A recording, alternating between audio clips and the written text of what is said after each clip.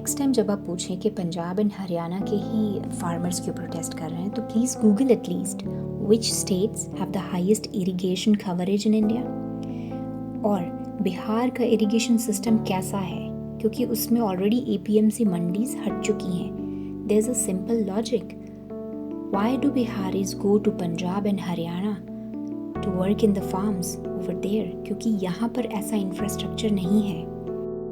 और आपको पता है, do you know from which state government procure wheat rice सबसे ज़्यादा कहाँ से वो प्रोक्योर करती है? Get a clear idea. कहाँ पर ग्रीन रेवोल्यूशन सबसे ज़्यादा है? पंजाब, हरियाणा और वेस्टर्न यूपी आई गेस. तो please guy, before you ask कि क्यों यही स्टेट्स है, घर पर सोफे पे बैठकर किसी को कह देना कि ओह सही नहीं कर रहा है.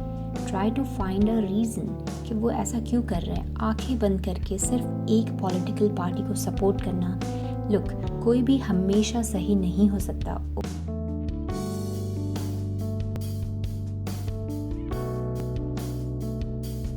So guys, what is so good about the APMC mandis? And do you know 1950 से हमारे देश में यही रूल है कि APMC मंडीज में ही फार्मर आकर अपनी फसल को नेगोशिएट करके अपने मन चाहे प्राइस पर बेच सकता है. ये तो हुआ उसका एक पॉजिटिव पॉइंट. बाकी ये मंडीज का पूरा एक इकोसिस्टम है जहाँ पर अकाउंटेंट्स, लेबरर्स हैं, ये सब के लिए एक जॉब मुहैया कराता है. मतलब यहाँ पर बहुत से लोग काम करते हैं. अब प्रॉब्लम ये है कि जब एपीएमसी मंडीज बंद हो जाएंगी तो फार्मर्स को अपने प्रोड्यूस को डायरेक्टली बड़े कोऑपरेट्स और बड़ी कंपनियों को अपना प्रोड्यूस बेचना पड़ेगा. जिनके पास कम उपज है, उनके पास नेगोशिएट करने की पावर कम है.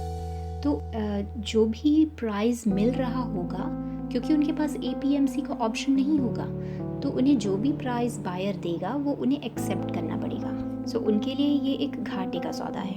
दूसरी बात, यहाँ पर गवर्नमेंट बीच से छूमंतर होना चाहती है. मतलब गवर्नमेंट यहाँ पर कोई भी एमएसपी की गारंटी नहीं देती है, जिसे हम मिनिमम सपोर्ट प्राइस कहते हैं. तो फार्मर्स ये ही डिमांड कर रहे हैं कि हूएवर डज द कॉन्ट्रैक्ट, चाहे वो एक बायर हो जो कि बहुत बड़ा बिजनेसमैन है, तो फार्मर्स की डिमांड है कि एक मिनिमम एमएसपी को सेट कर दिया जाए. और government can actually legally empower farmers, या उनको प्रोटेक्ट कर सकती है मिनिमम प्राइस के साथ.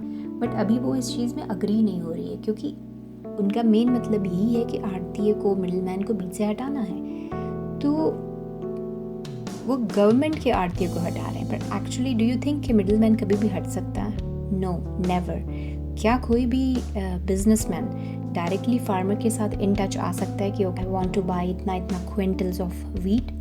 No, it's not possible. There will always be a middleman. Okay fine, वो एक प्राइवेट कंपनी से होगा और वो कोई टैक्स पे नहीं करेगा स्टेट गवर्नमेंट को.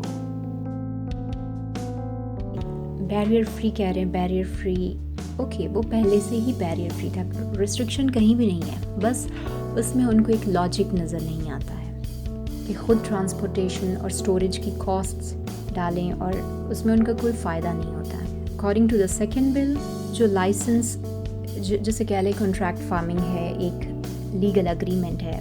लीगल अग्रीमेंट के अंडर बहुत से ऐसे तथ्य लिखे हुए जैसे फार्म सर्विसेज. तो अगर फार्मर थोड़ा लेट पहुंचाता है, या बायर कह दे कि उसकी क्वालिटी वैसी नहीं है जैसी मैं चाहता था, तो जो हमारा कॉन्ट्रैक्ट हुआ था उसके अकॉर्डिंगली आई विल नॉट पे यू. तो ये तो बहुत ही बुरा है. और फिर फार्मर किसी कोर्ट में भी नहीं जाकर शिकायत कर सकता है. It's also a very negative point. Third bill के अकॉर्डिंगली भी आप बायर्स, जो बड़े कंपनीज़ के मालिक हैं, उन्हें कह रहे हैं कि आप जितना चाहे विदाउट रिस्ट्रिक्शन स्टॉकिंग कर सकते हैं. तो इससे आर्टिफिशियल डिमांड बढ़ा दी जाती है मार्केट में. जब बहुत ज़्यादा स्टॉकिंग कर लेते हैं बड़े बड़े कंपनियां, तो फार्मर को इस चीज़ का बहुत नुकसान है. नुकसान हमारी पॉकेट पर भी है. बात सिर्फ समझने की है. तो गवर्नमेंट लीगली फार्मर्स को एम्पावर करे, उन्हें एक मिनिमम एमएसपी की गारंटी दे, होर्डिंग के अगेंस्ट या अनलिमिटेड स्टॉकिंग के अगेंस्ट लॉ बनाए, एपीएमसी में रिफॉर्म की ज़रूरत है, उसे बिल्कुल रिमूव करने की आई डोंट थिंक कोई ज़रूरत है। और जो मिडिल मैन ये कह रहे हटा दिया जाएगा, वो कहीं नहीं जाएगा। वो प्राइवेट कंपनीज़ का मिडिल मैन ज़रूर होगा। कोई अंबानी और अडानी जाकर डायरेक्टली किसी फार्मर से नहीं करेंगे कि हमें आपकी ये क्रॉप खरीदनी है। There will always be a middle man. Government अभी तक 0.4% ऑफ द जीडीपी इन्वेस्ट करती है एग्रीकल्चर में। तो अगर वो खुद थोड़ा इन्वेस्टमेंट करे तो ज़रूरी नहीं है कि प्राइवेट कंपनीज़ आकर ही बड़े बड़े ट्रैक्टर्स और फर्टिलाइज़र्स और केमिकल्स फार्मर्स को प्रोवाइड करें। ये गवर्नमेंट खुद भी कर सकती है। तो thanks a lot for your time and रब राखा। Good bye.